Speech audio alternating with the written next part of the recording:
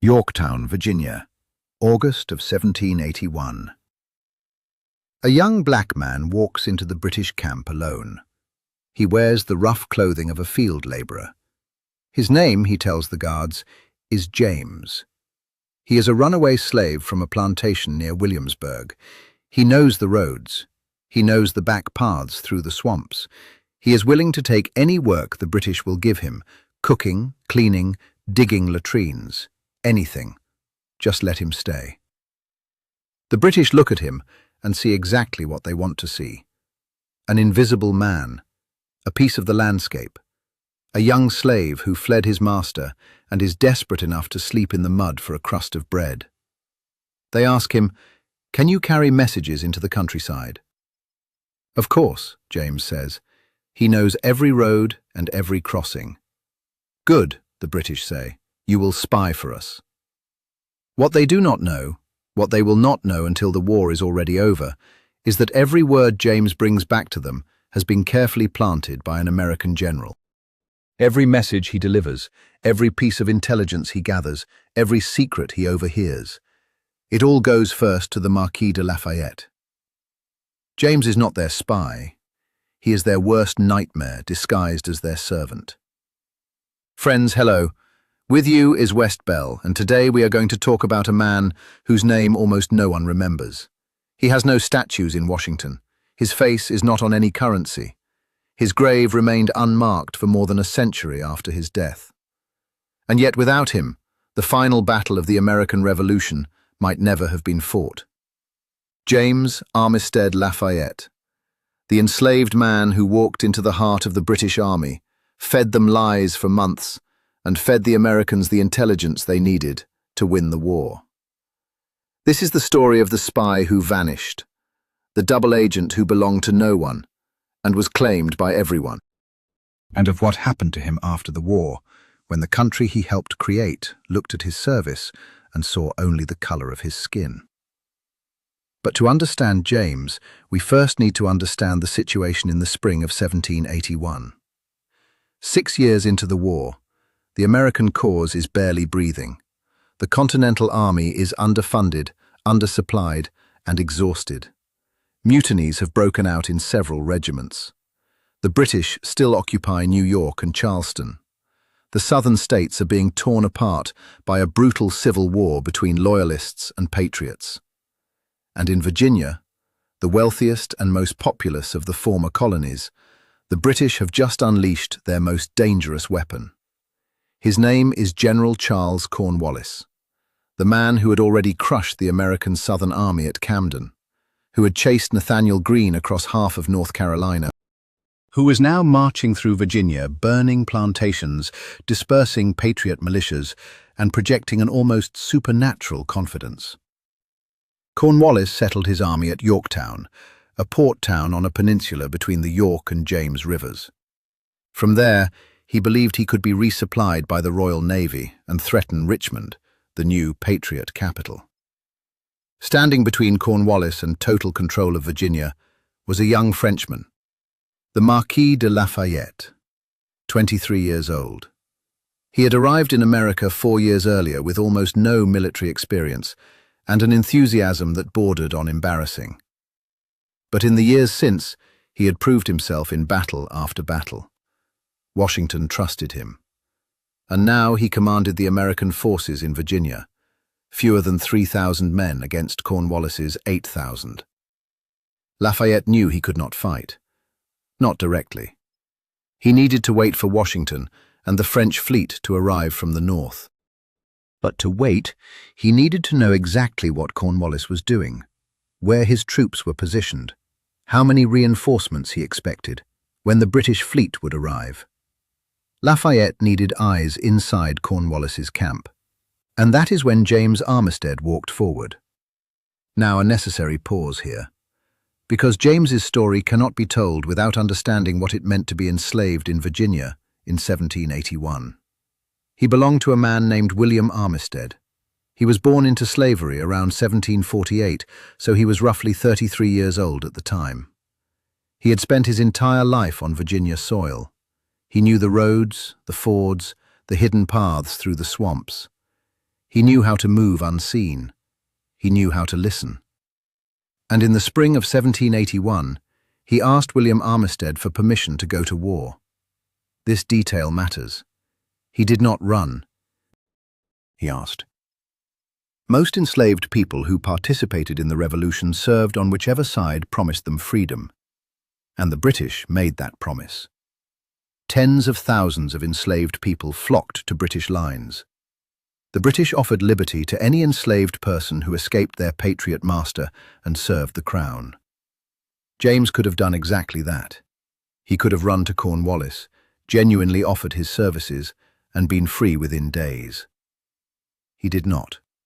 He went to Lafayette instead. William Armistead granted permission, and James joined the Continental Forces under Lafayette's command. Not as a soldier, but as a spy.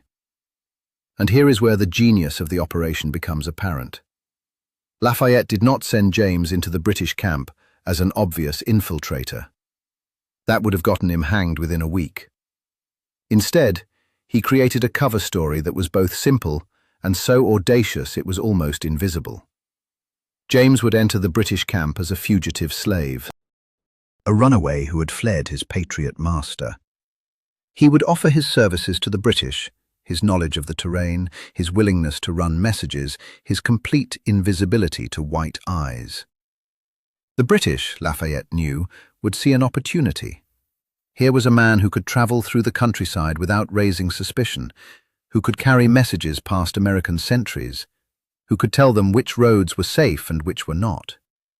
The British would recruit James as their own spy, and then James would report everything: British troop movements, fortification plans, supply routes, fleet arrival dates, directly back to Lafayette. It was a double-agent operation before the term double agent even existed. James walked into the British camp, and the plan worked exactly as intended. The British were desperate for intelligence. They needed someone who knew the terrain, someone who could blend into the enslaved population and not attract attention. James was perfect. They debriefed him on what he had seen of American positions. They asked him about the roads south toward North Carolina. They asked him about the depth of the James River at various crossings. James answered. Much of what he told them was true, just enough to build trust. He told them about American camps he had passed through. He described militia positions. He named names, all of it real and all of it harmless, because Lafayette had told him exactly what he could safely reveal. Within days, the British trusted James enough to give him a written pass, a document that allowed him to travel freely between British lines and the countryside. No sentry would stop him. No patrol would question him. He was now a British agent. And every single time he left the British camp, he went straight to Lafayette.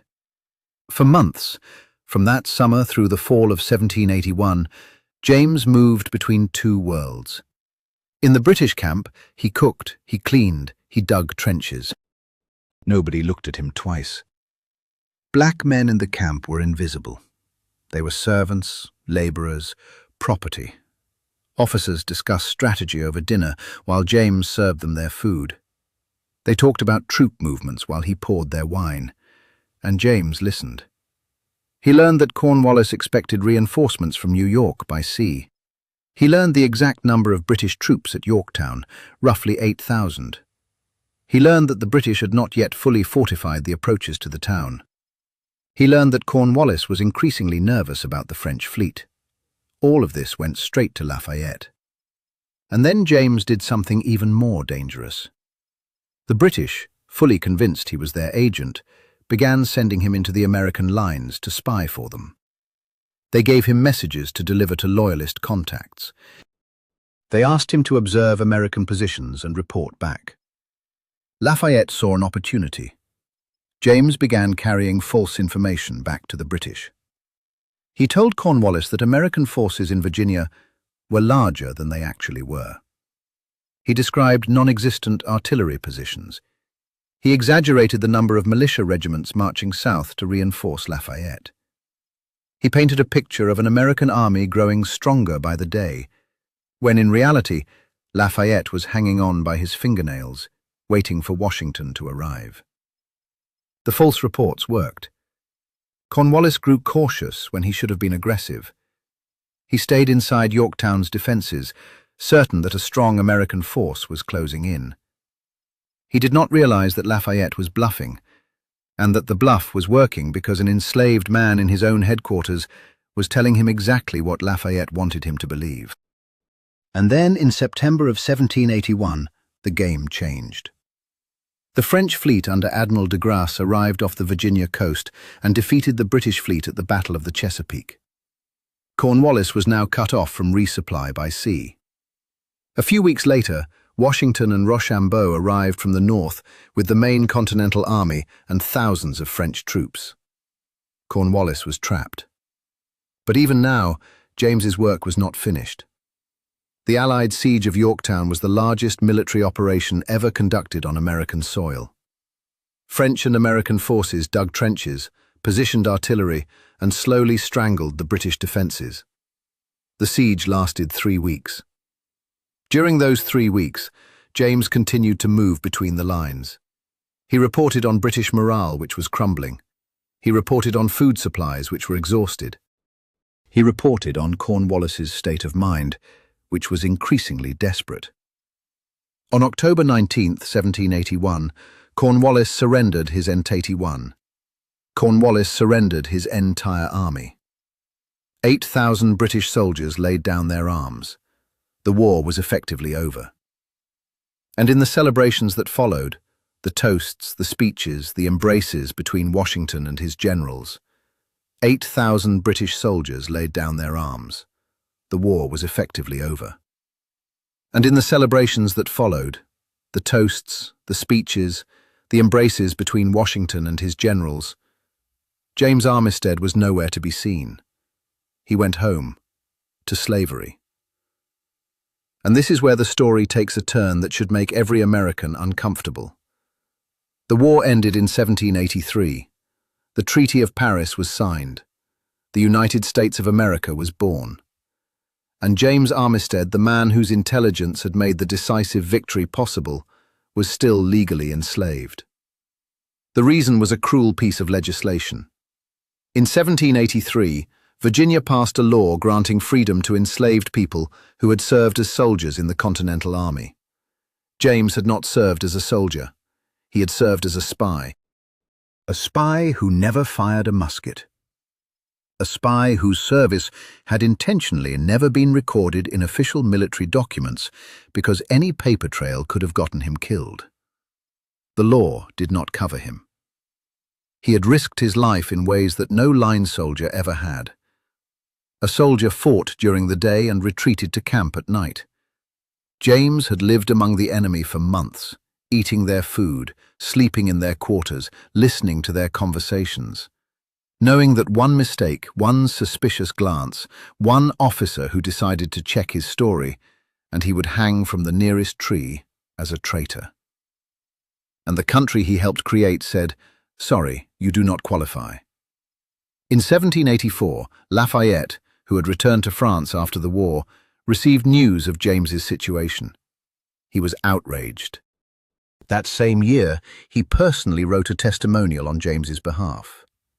This is what Lafayette wrote, translated from the original French.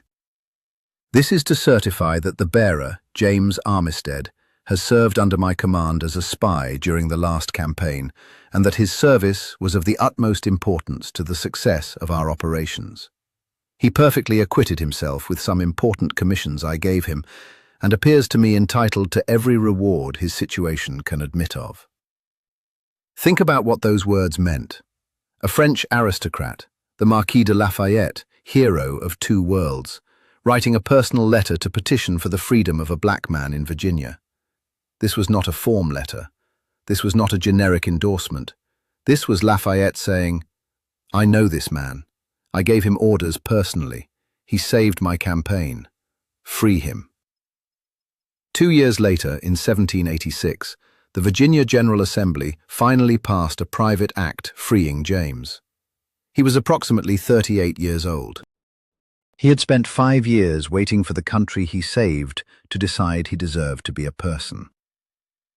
And here is a detail that tells you everything about who James Armistead really was. After gaining his freedom, he chose his surname. He could have chosen anything. He could have taken the name of his former master, William Armistead. He could have taken Washington or Jefferson, the founding fathers whose portraits hung in every Virginia courthouse. He did not choose any of those names. He became James Armistead Lafayette, the name of the 23-year-old Frenchman who had treated him not as property, but as a partner. The name of the man who had looked at an enslaved plantation worker and seen the agent who could turn the tide of the war. The name of the man who had written a letter from across the ocean to tell the American government, "This man gave more than you will ever know. Honor him." James spent the rest of his life as a free farmer in New Kent County, Virginia. He acquired 40 acres of land, though eventually he was forced to apply to the Virginia legislature for a small pension. He received $40 a year, $40 for saving an army. He married. He raised a family. He lived quietly, in the same Virginia countryside he had known his entire life, except now he walked through it as a free man. Not because America had been grateful, but because one French general had refused to forget. On August 9th, 1830, James Armistead Lafayette died at the approximate age of 82. He was buried in an unmarked grave on his own land. No honor guard, no military salute, no mention in the official histories. The man who walked into Cornwallis's headquarters with nothing but a cover story and walked out with the intelligence that ended the war. He simply vanished into the same landscape he had once helped to free. His grave remained unmarked for more than 140 years. It was only identified in the late 20th century, and even today, it is a site that almost no one visits. But I want to tell you something about what his story actually means. There is a version of American history that goes like this. The founding fathers, wise and principled men, gathered in Philadelphia and created a nation based on liberty. A few years later, a war was fought. A few battles were won. And then everyone lived happily ever after. James Armistead Lafayette's story explodes that version, because what it tells us is that the American Revolution was won, in part, by a man who was not free. A man who risked a death far worse than any soldier faced. Not death on a battlefield, but the slow death of a spy caught behind enemy lines, in order to win a freedom that his own side was not willing to give him. He was enslaved when he volunteered. He was enslaved when he walked into the British camp. He was enslaved when he delivered the intelligence that trapped Cornwallis at Yorktown. And he was still enslaved 2 years after the war that was supposed to make all men free had ended. This is not an uplifting story, not in the simple way that history textbooks prefer, but it is a true story. And the truth is this: the American Revolution was fought by people of every color, every background, every station in life. Some were founding fathers who signed declarations in Philadelphia. Some were enslaved men who signed nothing but carried messages in their heads that were worth more than any piece of paper ever written. When Lafayette arrived in Richmond in 1824, 43 years after Yorktown, now an old man on a grand tour of the nation he had helped create, a crowd gathered to greet him. Thousands of people pressed forward to touch the hand of the last surviving general of the Revolution. And somewhere in that crowd, an aging James Armistead Lafayette stood waiting. According to the story, Lafayette recognized him. In a sea of faces, in a country he had not visited in decades, the Marquis recognized the man who had once been his most valuable spy. Lafayette stopped his carriage. He embraced James publicly. He called him by name. He told those standing nearby, "This man helped save your country." And then the old Frenchman climbed back into his carriage and resumed his hero's tour. And the old Virginian walked back to his farm and resumed his quiet life. 2 men, 2 revolutions, 2 different versions of what freedom meant. One died a legend, buried under monuments. The other died in obscurity, buried under nothing at all. But James Armistead Lafayette does not need a statue to be remembered. He does not need his face on currency. His legacy is not carved in marble. It is carved in the simple fact that you are watching this video and that you now know his name, because the truth is almost impossible to kill once it has been set free. Thank you for watching to the end. If you believe that the people who built this country deserve to be remembered, not just the famous ones, but the invisible ones, subscribe to West Bell. New documentary videos on the American Revolution every week. And tell me in the comments, what do you think is more remarkable? That an enslaved man walked into the headquarters of the British Army and walked out with the intelligence to destroy it? Or that after all of that, he still had to wait 5 years for someone to tell him he was free? See you in the next one.